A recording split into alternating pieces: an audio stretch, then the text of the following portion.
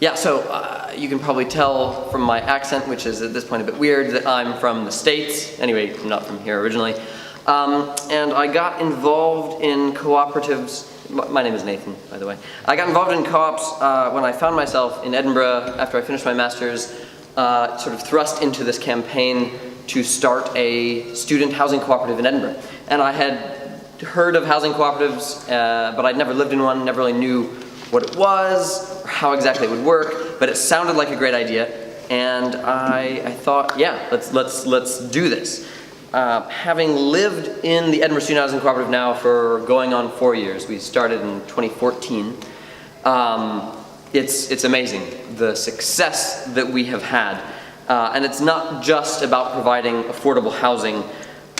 It's a very strong part of it is that it's a place where we are learning how to cooperate. We are learning how to work with one another because cooperation is not an inherent capacity. It is a learned skill. It is something that we have to work on, especially in our ever more individualized society that the current rhetoric would have us believe. We actually need to engage each other more closely. And I think living in a cooperative, working in a cooperative actually teaches you those skills in a way that working for a traditional business or living in a standard flat doesn't engage.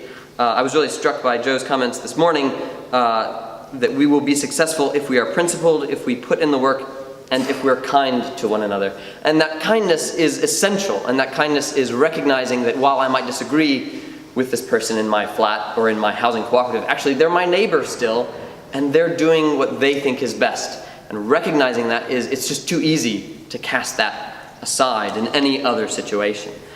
So in the co-op we learn how to cooperate and the benefits of cooperation, and people are taking this to heart, and they're taking it, we're still new, but they're taking it on with them, hopefully for the rest of their lives, but into their next endeavors.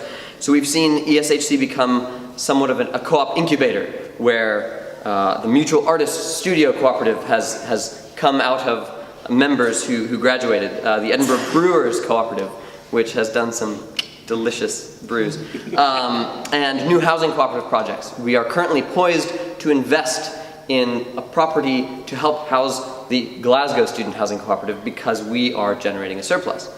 It has impacted me quite directly in that I was working for about 3 years on a PhD in atmospheric and environmental science and was like, nah, none of that. And now I completely changed topic to do a human geography PhD studying the housing cooperative.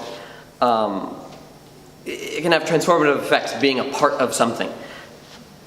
And we introduce new people to it every year. So this past autumn we accepted 60 new members. We have 106 members, huge turnover rates, but enthusiastic people who want to get involved, want to engage, or people who have no idea what they're getting themselves into and then find out that it's just the most incredible experience possible. More than this, housing co-ops can transform the communities and the relationship between people and where they live. It can connect them more closely to their neighborhoods, to schools, to retirement communities, to all sorts of these circular networks that we find ourselves in. Yeah, of course.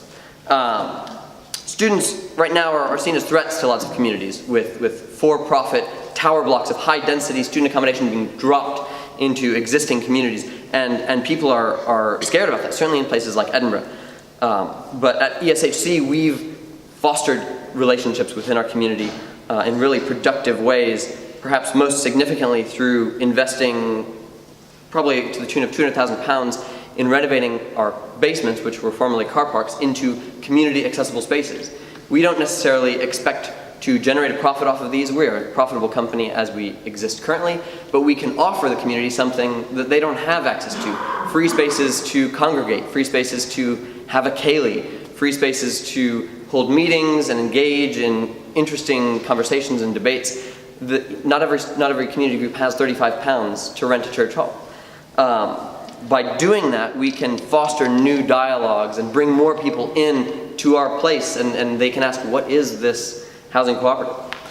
So I'll finish, because I've already probably run over my time, by saying that this is I've only spoken about student cooperatives because that's where I live, but housing cooperatives in general have the capacity to do this. Everyone needs them.